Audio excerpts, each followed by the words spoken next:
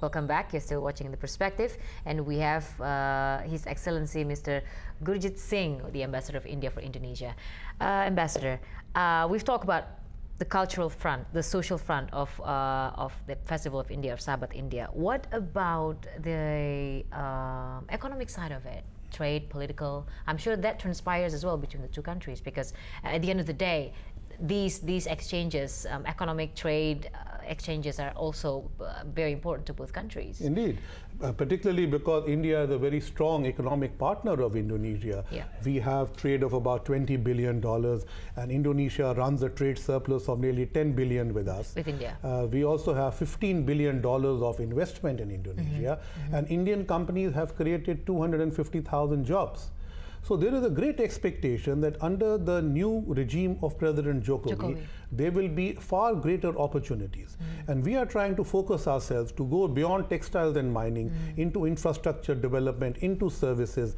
And we're also trying to attract Indonesian companies to India to come and look at our Make in India program, come and look at the Smart Cities program, come and look at the Digital India program. And Digital India reminds me, one among the many exhibitions that we had here was a wonderful exhibition on Digital India, how we started and how today we go to Mars and the moon. And that exhibition was very well received. We also had a wonderful exhibition on the history of Indian cinema.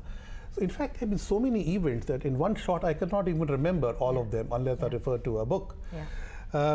We have also brought a very important business delegation from the Confederation of Indian Industry, which came with investment proposals to discuss them. And many Indian companies already here are trying to reinvest. So right now, we are in a phase of engaging with the new government, finding out its priorities, seeing how we can work. And we have had a lot of meetings during the festival period because many of the ministers have been good enough to come to our events. I have also been focusing on the regional part, so because many opportunities are regional. So the fact that we took many of our cultural events to the regions, we also met the governors, the mayors, the BKPM, the Kadin over there, who would come to see the culture, but we would also talk business. Okay, while we're on the subject, Ambassador, as I'm sure you've been following closely since Jokowi took office, and then all the decisions and policies that he's made, and his cabinet. How are the general feel from the Indian business community or trade, or in fact the government, about Jokowi's administration? From the government point of view, we think Indonesia, like India, is on the same page. We are doing the same thing, trying to have development rapid in a democratic framework after a new government was elected. We know the challenges because we face the same challenges.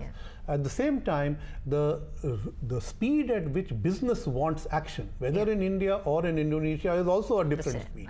So the Indian businessmen here want more clarity of policy, more clarity of how to get things done, and whether the new initiatives will be implemented with speed.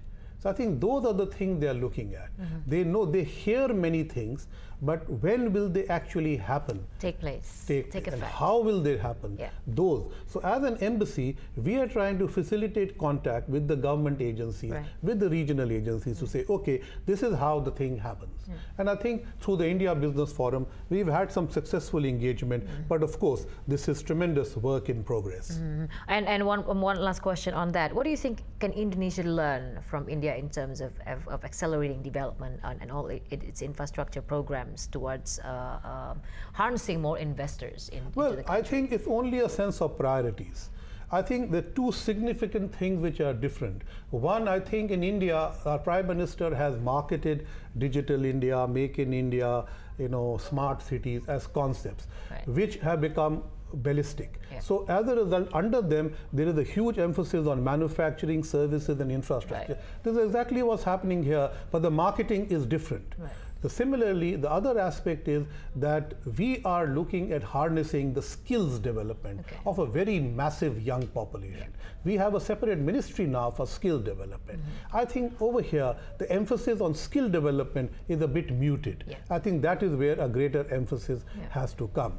Otherwise, I think the problems which are global, the problems which are regional, and the problems which are national are similar in both countries. We just need to work together.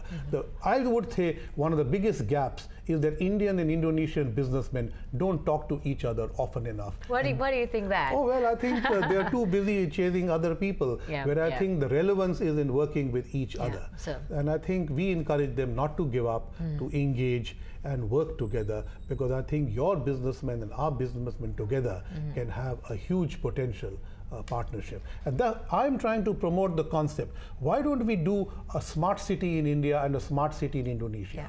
Let's bring our concepts, technology, companies together and see how we can complement each other. All right, we'll move on to International Day of Yoga.